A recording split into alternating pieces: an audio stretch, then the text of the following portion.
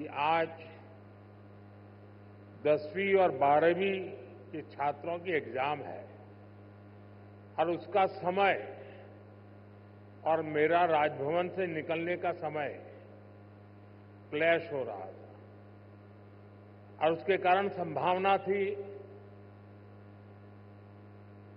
कि सिक्योरिटी के कारण अगर रास्ते बंद हो जाए तो बच्चों को एग्जाम देने के लिए जाने में कठिनाई हो जाए और ये कठिनाई न हो, बच्चे सब एक बार अपने एग्जामिनेशन सेंटर पर पहुंच जाए, उसके बाद ही मैं राजभवन से निकलूं ऐसा मैंने सोचा। उसके कारण मैंने निकलने में ही 15-20 मिनट लेट कर दिया और उसके कारण आप लोगों को जो असुविधा हुई इसके लिए मैं फिर से एक बार क्षमा मांगता हूं। साथियों, राजा भोज की इस पावन नगरी में आप सभी का स्वागत करना मेरे लिए गर्व की बात है। यहां इंडस्ट्री से विभिन्न सेक्टर्स के अनेक साथी आए हुए हैं। विकसित मध्य प्रदेश से विकसित भारत की यात्रा में आज का ये कार्यक्रम बहुत ही अहम है। इस भव्य आयोजन के लिए मैं मोहन जी और उनकी पूरी टीम को बहुत बहुत बधाई देता हूं। साथियों, भारत के इतिहास में ऐसा अवसर पहली बार आया है जब पूरी दुनिया भारत के लिए इतनी ऑप्टिमिस्टिक है। पूरी दुनिया में चाहे सामान्य जन हो, अर्थनीति के एक्सपर्ट्स हो, विभिन्न देश हो या फिर इंस्टीट्यूशन, सभी को भारत से बहुत आशाएं हैं। पिछले कुछ हफ्तों में जो कमेंट्स आए हैं वो भारत में हर इन्वेस्टर का उत्साह बढ़ाने वाले हैं। कुछ दिन पहले ही वर्ल्ड बैंक ने कहा है भारत आने वाले सालों में ऐसे ही दुनिया की फास्टेस्ट ग्रोइंग इकोनॉमी बना रहेगा। ओईसीडी के एक अहम रिप्रेजेंटेटिव का कहना है future of the world is in India. कुछ ही दिन पहले क्लाइमेट चेंज पर यूएन की एक संस्था ने भारत को सोलर पावर की सुपर पावर कहा था। इस संस्था ने ये भी कहा कि जहां कई देश सिर्फ बातें करते हैं, वहीं भारत नतीजे ला करके दिखाता है। हाल ही में एक रिपोर्ट आई है, इसमें बताया गया है कि ग्लोबल एरोस्पेस फर्म्स के लिए कैसे भारत एक बेहतरीन सप्लाई चेन के रूप में उभर रहा है। ग्लोबल सप्लाई चेन चैलेंजेस का जवाब वो भारत में देख रहे हैं। मैं ऐसे कई एग्जाम्पल यहां कोट कर सकता हूं जो भारत पर दुनिया के कॉन्फिडेंस को दर्शाते हैं। ये कॉन्फिडेंस भारत के हर राज्य का भी कॉन्फिडेंस बढ़ा रहा है। और आज ये हम मध्य प्रदेश की इस ग्लोबल समिट में भी देख रहे हैं, महसूस कर रहे हैं। साथियों, मध्य प्रदेश पॉपुलेशन के हिसाब से भारत का 5th लार्जेस्ट स्टेट है। एमपी एग्रीकल्चर के मामले में भारत के टॉप के राज्यों में है। मिनरल्स के हिसाब से भी एमपी देश के टॉप 5 राज्यों में है। एमपी को जीवनदायिनी मां नर्मदा का आशीर्वाद भी प्राप्त है।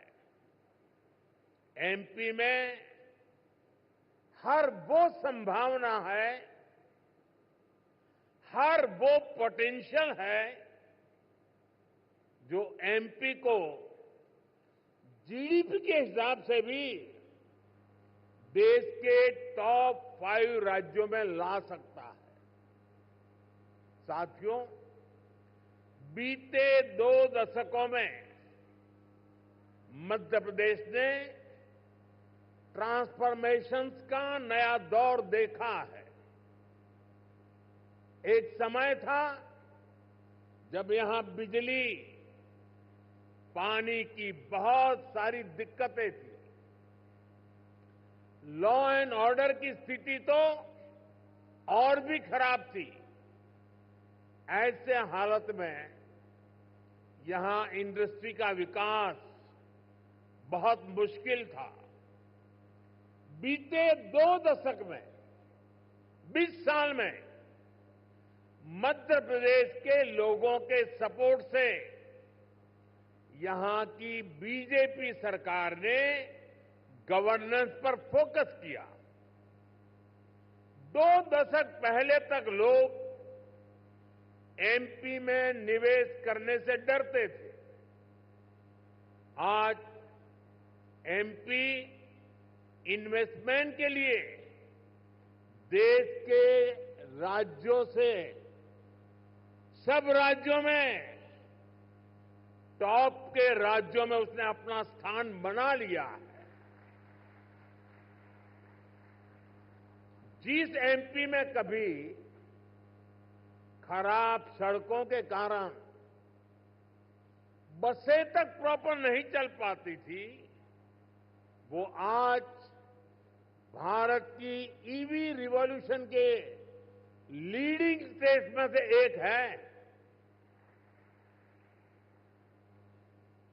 जनवरी 2025 तक करीब 2 लाख इलेक्ट्रिक व्हीकल एमपी में रजिस्टर हुए हैं।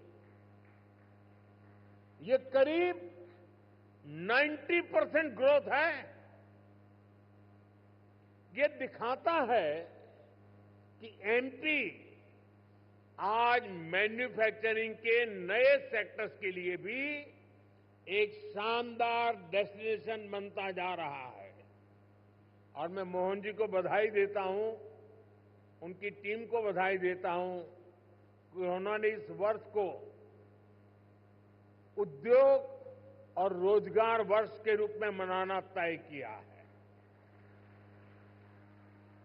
साथियों, बीते दशक में भारत ने इंफ्रास्ट्रक्चर के बूम का दौर देखा है। मैं कह सकता हूं, इसका बहुत बड़ा फायदा एमपी को मिला है। दिल्ली मुंबई एक्सप्रेसवे जो देश के 2 बड़े शहरों को जोड़ रहा है, उसका बड़ा हिस्सा एमपी से ही होकर गुजरता है। यानी एक तरफ एमपी को मुंबई के पोर्ट्स के लिए तेज कनेक्टिविटी मिल रहे हैं, दूसरी तरफ नॉर्थ इंडिया के मार्केट्स को भी ये कनेक्ट कर रहा है। आज मध्य प्रदेश में 5 लाख किलोमीटर से अधिक का रोड नेटवर्क है। एमपी के इंडस्ट्रियल कॉरिडोर्स मॉडर्न एक्सप्रेसवे से जुड़ रहे हैं। यानी एमपी में लॉजिस्टिक्स से जुड़े सेक्टर की तेज ग्रोथ तय है। साथियों, एयर कनेक्टिविटी की बात करें तो यहां ग्वालियर और जबलपुर एयरपोर्ट के टर्मिनल्स को भी एक्सपांड किया गया है। और हम यहीं नहीं रुके हैं। एमपी का जो एक बड़ा रेल नेटवर्क है उसको भी मॉडर्नाइज किया जा रहा है। एमपी में रेल नेटवर्क का 100% इलेक्ट्रिफिकेशन किया जा चुका है। भोपाल के रानी कमलापति रेलवे स्टेशन की तस्वीरें आज भी सबका मन मोह लेती हैं। इसी तर्ज पर एमपी के 80 रेलवे स्टेशनों को अमृत भारत स्टेशन स्कीम के तहत मॉडर्न बनाया जा रहा है। साथियों, बीता दशक भारत के लिए एनर्जी सेक्टर की अनप्रेसिडेंटेड ग्रोथ का रहा है।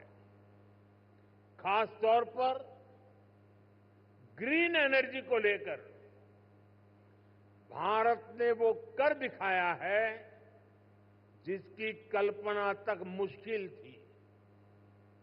बीते 10 वर्षों में करीब $70 बिलियन यानी 5 ट्रिलियन रुपये से अधिक रिन्यूएबल एनर्जी सेक्टर में ही इन्वेस्ट हुआ है। इससे पिछले साल ही क्लीन एनर्जी स्पेस में 10 लाख से अधिक जॉब बनी है। एनर्जी सेक्टर के इस बूम का भी एमपी को बहुत लाभ मिला है। आज एमपी पावर सरप्लस है। यहां करीब 31,000 मेगावाट पावर जनरेशन कैपेसिटी है, जिसमें से 30% क्लीन एनर्जी है। रीवा सोलर पार्क देश के सबसे बड़े पार्क में से एक है। अभी कुछ दिन पहले ही ओमकारेश्वर में फ्लोटिंग सोलर प्लांट भी शुरू हुआ है। सरकार द्वारा बिना रिफाइनरी पेट्रोकेमिकल कॉम्प्लेक्स पर करीब 50,000 करोड़ रुपए का इन्वेस्टमेंट किया गया है। ये मध्य प्रदेश को पेट्रोकेमिकल्स का हब बनाने में मदद करेगा। मध्य प्रदेश का जो इंफ्रास्ट्रक्चर है, इसको एमपी सरकार आधुनिक पॉलिसीज और स्पेशल इंडस्ट्रियल इंफ्रास्ट्रक्चर से सपोर्ट कर रही है। एमपी में 300 से ज्यादा इंडस्ट्रियल जोन्स हैं। पीथमपुर, रतलाम और देवास में हजारों एकड़ के इन्वेस्टमेंट जोन्स भी डेवलप किए जा रहे हैं। यानी आप सभी इन्वेस्टर्स के लिए यहां बेहतर रिटर्न की अपार संभावनाएं हैं। साथियों, हम सभी जानते हैं कि औद्योगिक विकास के लिए वाटर सिक्योरिटी होना कितना जरूरी है।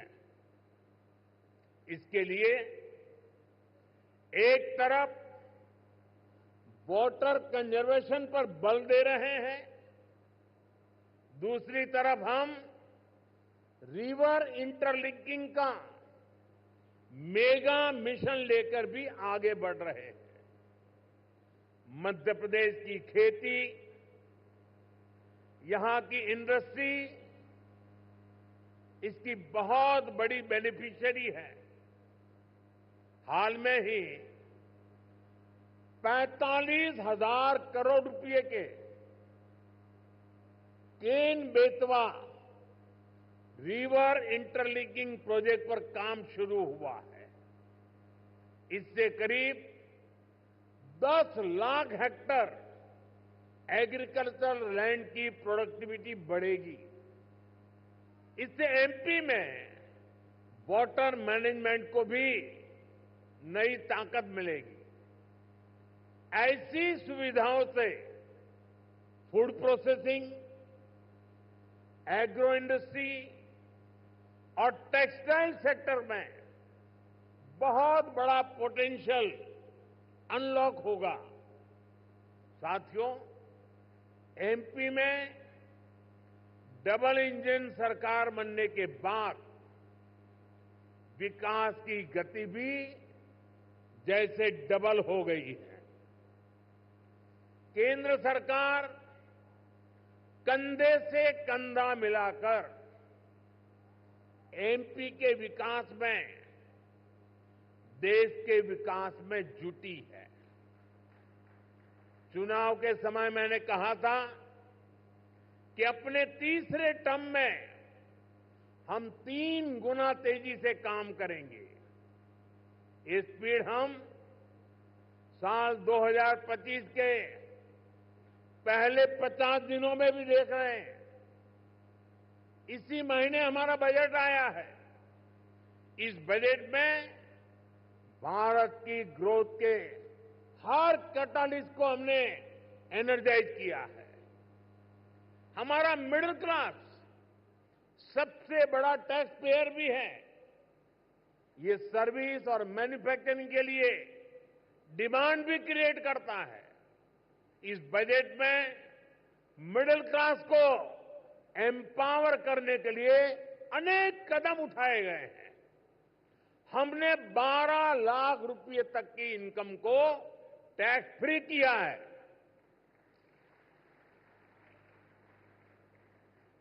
टैक्स स्लैब्स को रिस्ट्रक्चर किया है। बजट के बाद आरबीआई ने भी ब्याज दरें घटाई हैं। साथियों, बजट में लोकल सप्लाई चेन के निर्माण पर बल दिया गया है ताकि मैन्युफैक्चरिंग में हम पूरी तरह से आत्मनिर्भर हो सके। एक समय था जब एमएसएमई के सामर्थ्य को पहले की सरकारों ने सीमित करके रखा था। इसके कारण भारत में लोकल सप्लाई चेन उस लेवल पर विकसित नहीं हो पाई। आज हम प्रायोरिटी के आधार पर MSME led local supply chain का निर्माण कर रहे हैं।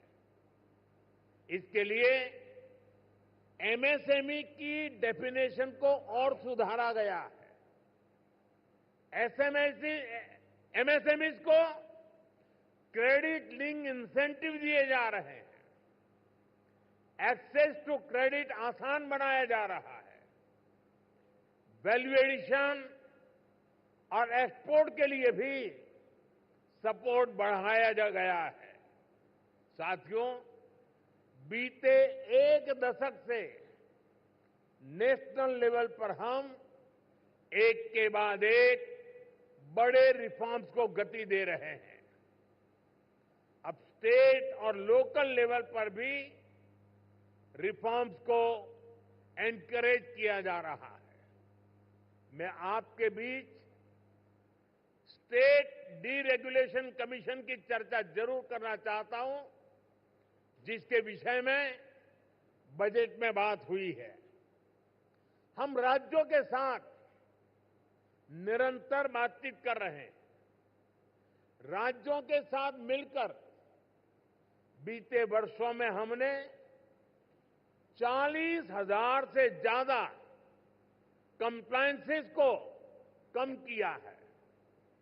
बीते सालों में ऐसे 1500 कानूनों को खत्म किया गया है जो अपना महत्व खो चुके थे। हमारा मकसद यही है कि ऐसे रेगुलेशंस की पहचान हो जो ईज ऑफ डूइंग बिजनेस के रास्ते में रोड़ा है।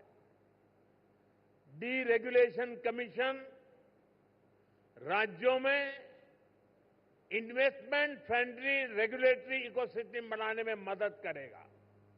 साथियों, बजट में ही हमने बेसिक कस्टम ड्यूटी स्ट्रक्चर को भी सिंप्लीफाई किया है। इंडस्ट्री के लिए जरूरी कई इनपुट्स पर रेट्स कम किए हैं। कस्टम केसेस की असेसमेंट के लिए भी एक टाइम लिमिट तय की जा रही है। इसके अलावा नए सेक्टर्स को प्राइवेट एंटरप्रेन्योरशिप के लिए, इन्वेस्टमेंट के लिए खोलने का दौर भी जारी है।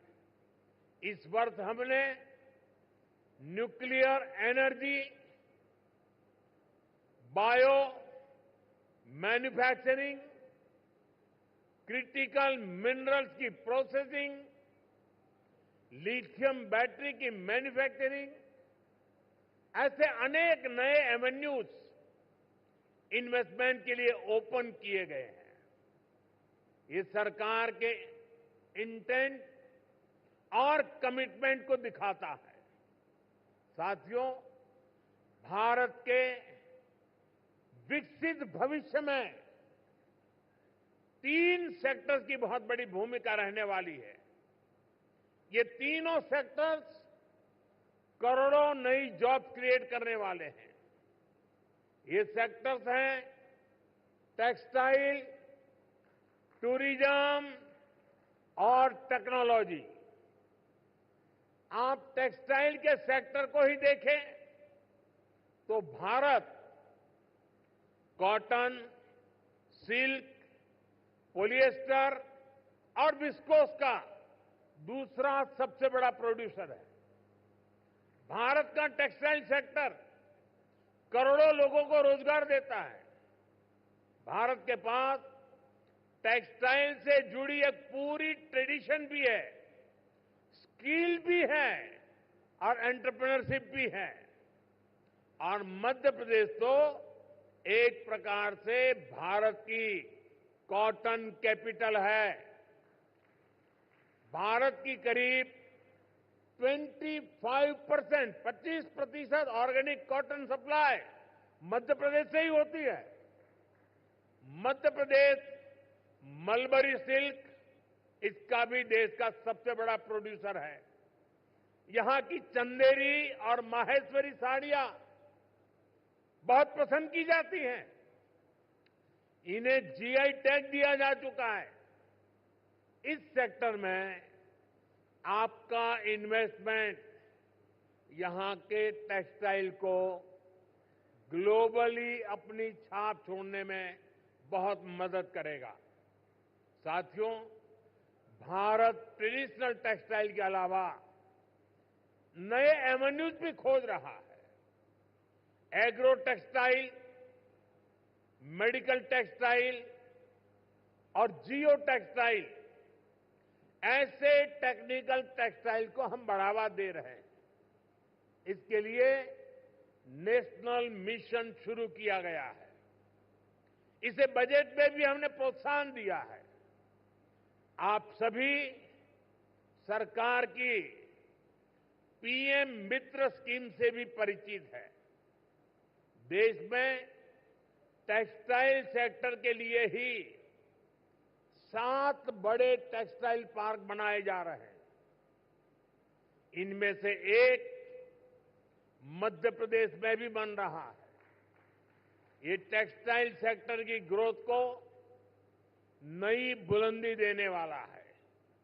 मेरा आग्रह है कि आप टेक्सटाइल सेक्टर के लिए घोषित पीएलआई स्कीम का भी जरूर फायदा उठाएं।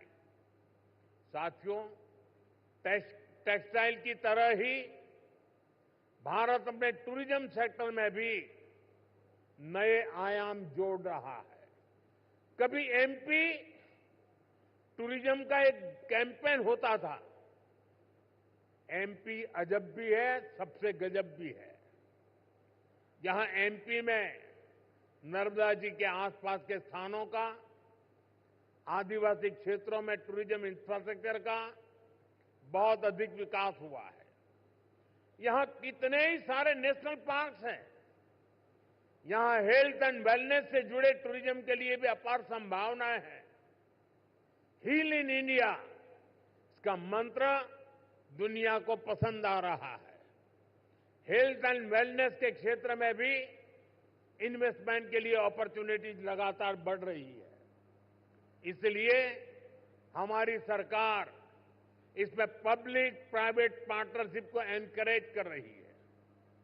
भारत की ट्रेडिशनल ट्रीटमेंट को, आयुष को भी बहुत बड़े लेवल पर प्रमोट किया जा रहा है।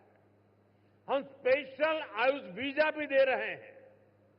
इन सभी से एमपी को भी बहुत फायदा मिलने वाला है।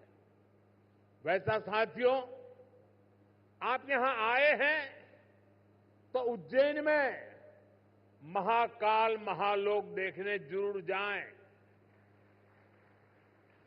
आपको महाकाल का आशीर्वाद भी मिलेगा और देश टूरिज्म और हॉस्पिटैलिटी सेक्टर को कैसे एक्सपांड कर रहा है, इसका अनुभव भी मिलेगा।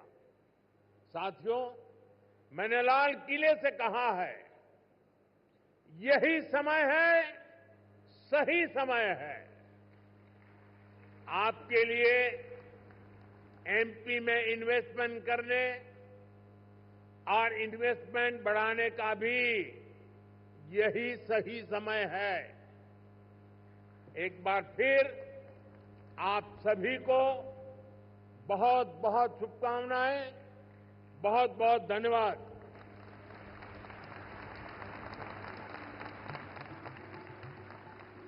बहुत बहुत धन्यवाद माननीय प्रधानमंत्री जी, आपके प्रेरणादायक संदेश के लिए, हमारे निवेशकों के लिए, हमारे विकास को दिशा देने के लिए, मध्य प्रदेश के लिए विशेष आशीर्वाद के लिए।